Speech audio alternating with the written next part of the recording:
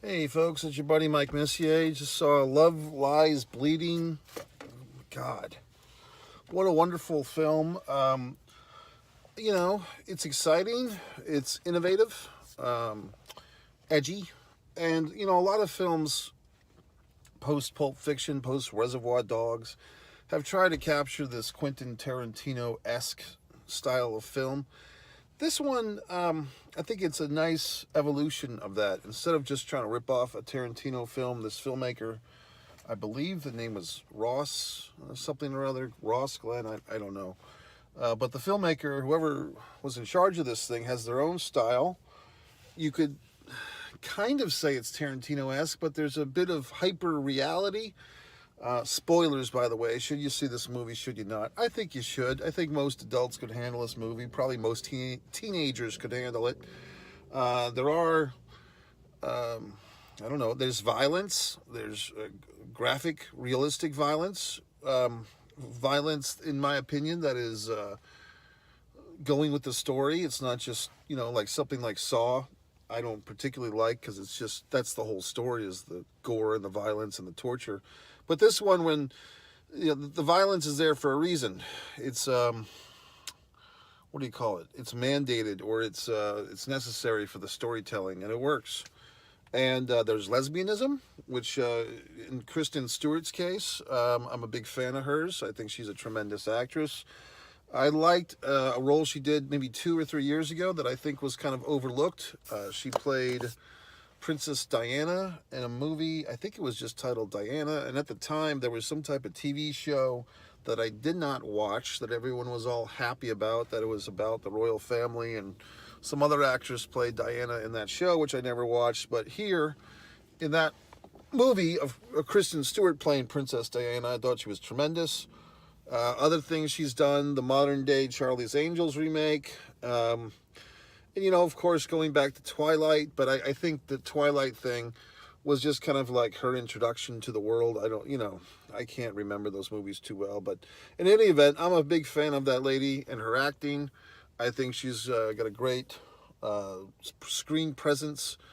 And in this one, she kind of that character on the original on the L Word show. I don't know the fucking name, but the one that looks like Kristen Stewart or Kristen Stewart looks like her, kind of gave me that type of thing.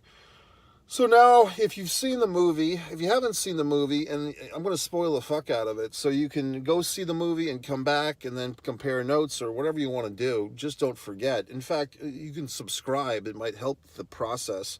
Some of you watching my videos on LinkedIn and Twitter and Facebook and so forth, you could do me a fucking favor for a change and actually go over to YouTube and push the subscribe button. It doesn't cost a thing, okay? You're just enjoying my reviews without subscribing. But in any event, I share these goddamn reviews on these other social medias in order to lure you in to the fucking subscribe button. Yet you ignore me. Anyway, I like this story. You got it's a period piece. I think it's taking place in 1990 when the wall, no, in 1989 actually, because they do show the year. So it's 1989, the end of the decade. But it's not a movie like a lot of stuff that takes place in the 80s or even the early 90s where, we have to put neon in everybody and everybody's walking around in a preppy shirt and everyone's wearing neon green. You don't have that horse shit in this movie. People are, kind of dressed drab. I think basically the movie takes place in New Mexico. That's where it was filmed. Big tax credit state, New Mexico. But we have this sparse gym that's kind of the focus of attention. This young woman, Kristen Stewart's character, Lou, runs the gym. Her father is played by Ed Harris. He looks magnificently different than usual. He's a bad guy in this one. Ed Harris is like the local corrupt asshole who kills people and so forth. And he's got some of the local police officers are on his payroll, some are not. He's killed people. There's some backstory exposition that we really don't get into about the mystery of Lou's mother. Did the Ed Harris character kill her off or what the fuck? Who knows? Then we have all this so forth and so on. One thing that I was a bit confused on, once again, if you've seen this movie, we can compare notes. I was a bit blurry as to whose Lou's father was. Initially, I thought Lou's brother-in-law was her father, okay? But it was actually her brother-in-law. I kind of like my version better because if it was the brother-in-law who fornicated Jackie, Lou's new, you know, if it was the father, like if the brother-in-law was the father and he fornicated Jackie in order for her to get the job at the shooting range, and then suddenly the daughter would be dating a woman that her own father fornicated. But that is not the case. So I was just a little blurry. Maybe I missed a word or two. Kristen Stewart and the actress playing her, I think, older sister, I'm guessing, they don't really look very similar. Like, they're not even in the ballpark of the same looks. And granted, some siblings are like that. Like, there are sets of siblings where there's no resemblance. I just find that in a film, even if the two characters have dark hair or blonde hair or something that gives them the resemblance that they could be siblings. And like I fucking said, I know in reality there are times when you have siblings that are full-blooded siblings, same parents and everything, and they don't look anywhere near each other. So yes, it's possible. But that being said, it allowed me this window of confusion that I thought the sister character might have been Lou's mom, and so on and so forth, and so on and so forth. In fact, when there was, even when the women were saying, "Oh, you worked for my dad," I thought it was a situation where they were confused. Like, they thought that the Ed Harris guy, Lou was trying to say that her dad was the creep in the car and Jackie was confused and so forth. But in any event, it was just me, folks. And I did not even miss a beat. I was in the theater the whole time from bell to bell. No breaks necessary.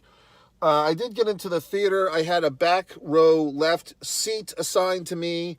I was in the row by myself for about 5 minutes, and another gentleman came and sat down about 4 seats away from me.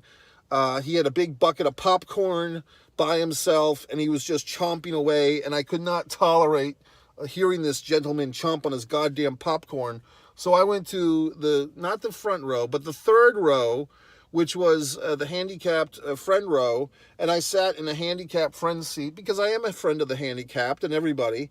However, there was no one with a wheelchair or anything that came into the theater that needed that a seat. If they did, I would promptly leave it.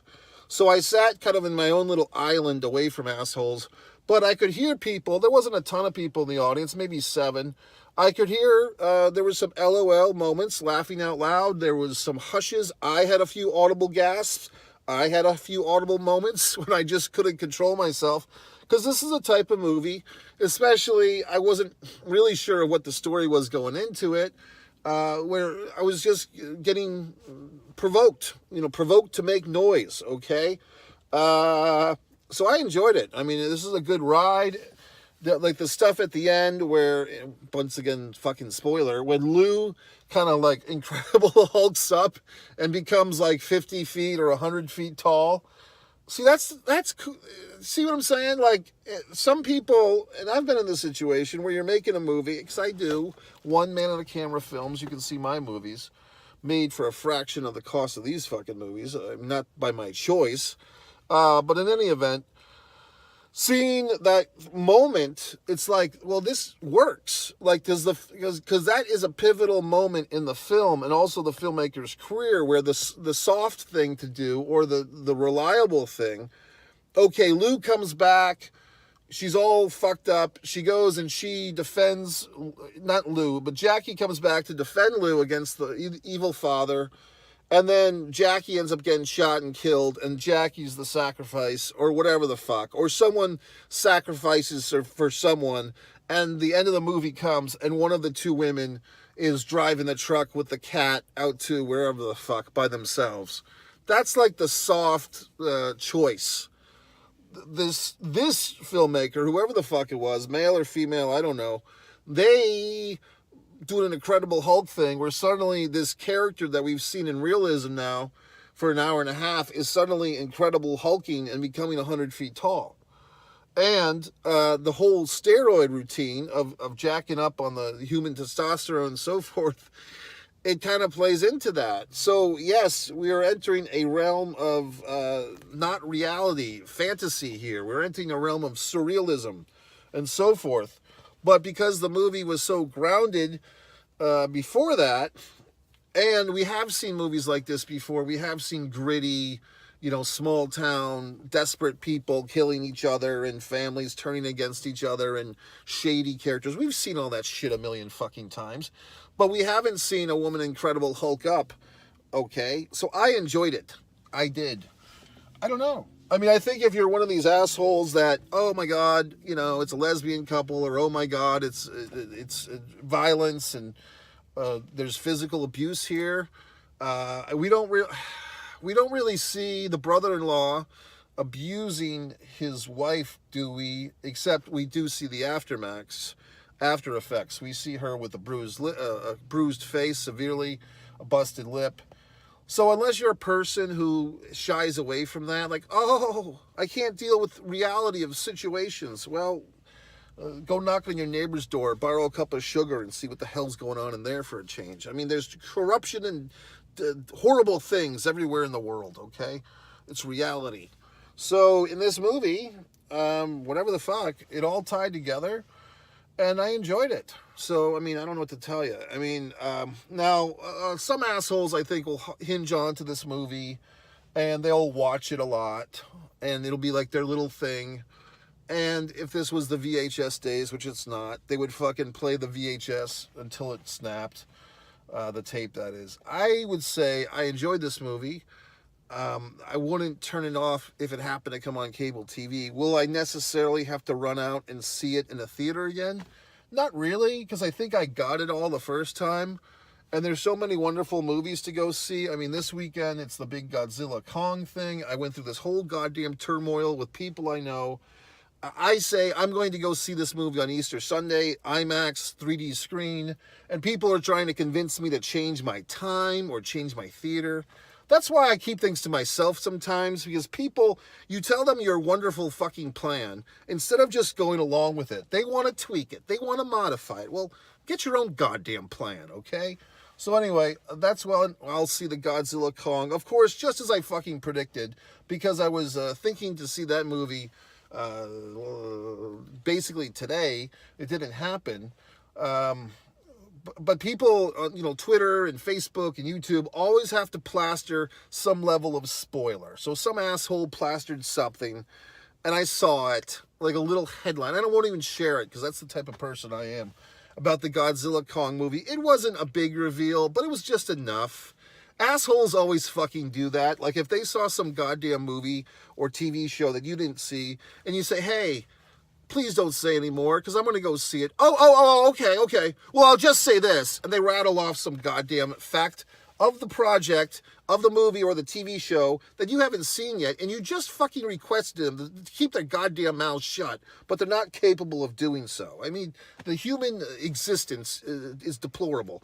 I remember at one point I was working with a gentleman in a dinner theater production. We were both actors in this thing, and there was some boxing match that had occurred, and basically I had recorded the boxing match. It was some big fight, and I basically said to the other gentleman, I said, please, because we were both kind of mild boxing fans, and he said, oh, did you see that fight? And I said, I actually recorded it. I don't know the result. Please don't tell me. And of course the asshole says, oh, well, I'll just say this. It was a great 15-round fight. God damn it, I ruined the story. It was a great 12-round fight. This is not 1981.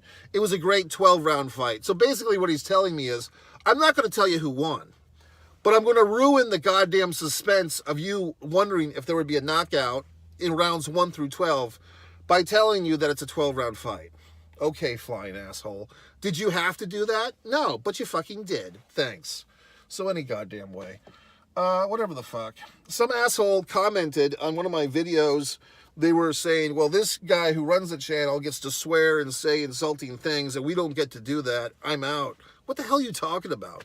There's probably some goddamn algorithm or some goddamn device on the YouTube where if you're trying to comment with a bunch of obscenities, your comment is being, obstructed or held for review. But that's not me trying to censor your intelligent ass, okay? I'm sure whoever the fuck from wherever the fuck has got some brilliant comment full of obscenities that I'm missing out on. So comment all the fuck you want. It might get held for a review, and then I'll fucking check it or I won't. It's not the end of the goddamn world. But because he's out, he's made his proclamation, whoever the fuck, one of the 96 subscribers, or 95 now, because this asshole left town, then I'll no longer have the benefit of his wonderful, insightful, brain surgeon-esque comments about my goddamn fucking movie reviews. So whoever the fuck, hashtag who gives a shit. But anyway, I'm all revved up. This movie was very exciting. It makes you want to, become a bodybuilding lesbian in 1989 and kill people. So if that is their wave of that happening, we'll know who to blame. Ed Harris once again with the long hair and the bald head. And the woman that played Jackie, I don't know if she's a new actor. Is she... have we not seen her before? The name came up on the screen and then I forgot it. Is she brand new to this thing called the film? I mean, what a debut. She looks like a true bodybuilder. I mean, so I don't know where they found her, but she was very good. And Kristen Stewart, once again, I find that she is a tremendous talent. I'm not sure how old she is. Maybe she's 35, 36, but she's going to have a big career. She might be 30. Who knows? She might be 32. But I find her to be a tremendous actress. Ed Harris, very good to see him in a role where he's not trying to save a boat from sinking or whatever the fuck. And the scumbag playing the brother-in-law, what a scumbag. The wife character, the abused wife's sister, a tragic character. I'm trying to think. Keith Jardine. At the beginning of the movie, the guy that gets punched in the face by Jackie, I believe that was Keith Jardine. Now, for you UFC fans who might subscribe to One Pro Wrestling and Sports Fan YouTube channel, Keith Jardine is an Ultimate Fighter. I believe he was on, I want to say season 1 or season 2 of The Ultimate Fighter. I think it was season 1. I think they called him like Mean Keith Jardine or Keith the Machine Jardine. But he plays the bodybuilder with the beard that's kind of making a come on to Jackie, and then they exchange punches in the parking lot. I thought his character might come back later. It didn't. The kind of desperate lesbian who's trying to blackmail Lou into a relationship with the bad yellow teeth kind of reminded me to, take care of my own teeth, by the way, because how unattractive was that, her yellow teeth? But, I don't know if they were saying that she was a crackhead or crackish or whatever, or a heroin addict, who knows? But that was well done by that actress. I mean, sometimes an actor or actress plays a character so well, and the character is so kind of distasteful or unlikable, you don't even think to say what a great performance, because that character of the drug addict, annoying blonde, she's such a parasite, but she plays the role so well that you don't come out of there saying, oh, what a great performance by the fucking drug addict. You're just like, what a pain in the ass. Because she seems like a real annoying drug addict, which just annoyed you. And when she gets shot and later choked to death, you don't really cry. I did like the extra layer of storytelling with the, what's-her-face, Lou trying to quit smoking and all the tapes that she's listening to. I thought that was insightful and interesting. And I thought it was kind of funny in the end credits. Like, she pulls out, if you stuck around, she pulls out a pack of cigarettes from the dead blonde's purse and so forth. And so really this relationship is like, one of them is, the killer, Jackie. Jackie is the one to kill people and so forth. And our buddy there, Lou, Kristen Stewart's character, is the one to clean up the mess. So they have this dynamic and so forth. I thought it was good. So, I mean, I'm a fan of this film. I enjoyed it. I mean, I'll probably give this one 4 stars. It's right up there. I mean, it's interesting because I don't know if I could have enjoyed this movie anymore. So why would I give it 4 stars instead of 5? Just because I don't think it's like... it's not a movie that you walk away saying, oh, I learned so much about myself or humanity, or now I'm going to save the planet, or whatever the fuck. It's not something where I feel like I have to go write a fucking essay about it. It's just I enjoyed it. It was a visceral thrill. I feel, impressed and would see another film from this filmmaker, whoever the hell it is. And even I don't think they could really do a sequel with this movie. It's too good of a movie to really need a sequel, and there's really nothing left to do. But I do, if they somehow figure that out, I might go see it. I probably would, just to see what the hell would happen. But I enjoyed this movie. It's a little shot of adrenaline. The title, what was the title? Was it Love Lies Bleeding? That might be my only, I don't think the title is great. It's those titles of movies that are just like headline words thrown together, and like Love Lies Bleeding. Yes, sort of. I mean, I'm trying to think of where the lies are, per se. I mean, yes, the characters do lie to the police and so forth, and I don't know. I mean, I don't know what I would title this movie. What are the characters' names? Lou and Jackie. No, that's lame. Could you have a play, somehow have a play on weightlifting or bodybuilding and murder? I don't know. I don't know. I really don't. I guess I don't have a better title, so, I don't have a better title, but I don't think the title was good. I think it's too hard to remember. Love Lies Bleeding. I mean, it's not a good title. It's not. I mean, I know a good title when I hear it. And this one, it's kind of vague, because all these words we've seen in other movie titles, bleed or blood for this, bleed for this. Love is in a million fucking movie titles. Lies, sex lies and videotape amongst others. So I don't know. I don't have a suggestion. If you have a fucking wonderful comment, leave it in the comment. Gee whiz, Mike, they should have titled the movie this. Go right ahead.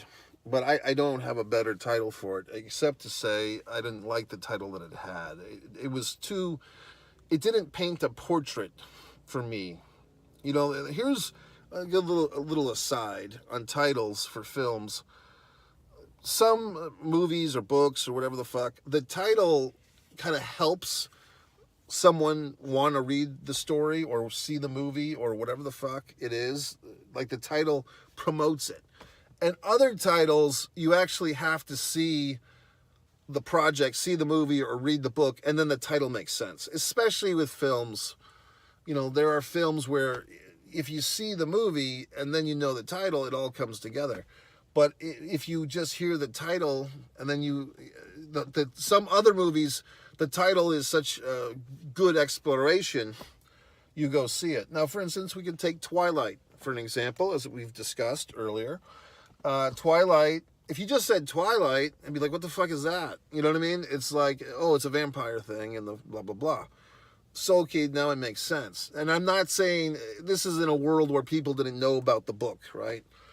But there are other, like Field of Dreams even is a little confusing, because Field of Dreams, it could just be about a farmer, or whatever the fuck. Or it could be, plantation times and the slaves revolted and they had these dreams of killing the slave master. You know what I mean? So they're working in the cotton fields, but they have these dreams of killing everyone in the house. See, that's a good movie.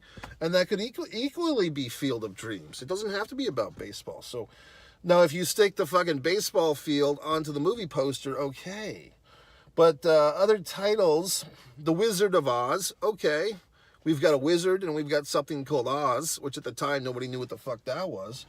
So that's getting somewhere. I've written a script called Wrestling with Sanity. I think that's pretty self-fucking explanatory. It gets you in your ass in the fucking chair. What else? American Luchador, another one of my wonderful goddamn screenplays that is yet to be produced in this shit for Earth. But that's a wonderful title, okay. Now, I do have a script, Also Ran, that I've written, a wonderful script, award-winning, and really doesn't make any fucking sense. Like, it presents a mood, and it does make sense if you see the movie. But if you just say also ran, it's kind of like it's a mood, and it does make a hell of a lot of sense once you see the movie, but it may not be as hooky as the other titles. I'm trying to think. Give me a title for a film here. Silence of the Lambs. Is it The Silence of the Lambs or just Silence of the Lambs? That's some type of Mandela effect. I thought it was The Silence of the Lambs. Yeah, because you might think it's about a farm, like with the lambs are silent. You know what I mean? Like, unless you see the fucking movie and hear Hannibal Lecter and Clarice and all this horse shit, then how would you fucking know that his little lamb story is a bigger metaphor for whatever the fuck, for evil or whatever? So there you go. That's not a great title if you really think about it. It's a great title once you've seen the fucking movie. What else? What else you got for me, assholes? I don't know. Well, here you go. See the movie? I don't even know. King Kong and Godzilla, or Kong and Godzilla and Kong, whatever the fuck. Yeah, okay, because those entities have been established. So yes, we get the picture. The Godzilla -1. I mean, I still don't really know what the fuck that means, but I mean, you still have Godzilla. If you have some character, Star Wars is an interesting one. I mean, if you had never heard, if you knew nothing of Star Wars and you saw Star Wars, I think it would paint a portrait still of sci-fi. Maybe that's about it. I mean, you get the war in there. That's pretty clear that there's conflict. You have star, which would denote outer space shit, or, you know, something like that. But maybe not. I mean, you could say, oh, is this about movie stars? You know, in the 1970s, they still had movie stars back then. So you might just see Star Wars. Oh, is this is this fucking John Travolta and you know, whoever the fuck, you know, Marlon Brando or Al Pacino having a conflict? What is this? So anyway, folks, I don't know. This is a whole other thing, and I think I'll just sign the fuck off. But anyway, MikeMessier.com. One Pro Wrestling and Sports Fan YouTube channel, one artist, Mike Messier. All you people tell me how great I am, but yet none of you fuckers subscribe, which is pissing me off. So one artist, Mike Messier, for the art, one Man in a Camera Films for my wonderful films, and one Mike Messier, you're here now. Or you just click the fucking link and you subscribe. So that's it, folks. Wonderful time at the film. Good job.